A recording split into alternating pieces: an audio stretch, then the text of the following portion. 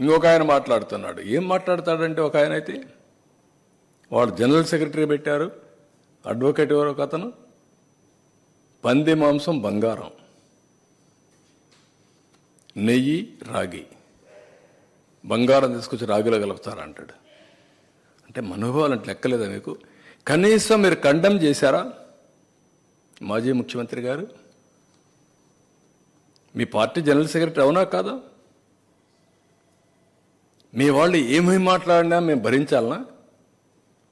మీకు బాధ్యత లేదా? మీకు ఆ విషయాలు నేను అడుగుతున్నా, ప్రజలను గుర్తించుకోమంటున్నా. ఎట్టి పరిస్థితిలో వెంకటేశ్వర స్వామి సన్నిధిలో కానీ, వెంకటేశ్వర స్వామి టీటీడీ ఆధ్వర్యంలో నడిపే వ్యవస్థల్లో కానీ అపవిత్రం జరపకుండా కాపాడే బాధ్యత మేము తీసుకుంటాం. చాలా గట్టిగా ఉంటాం, దాంట్లో ఎక్కడా రాజీ లేదు.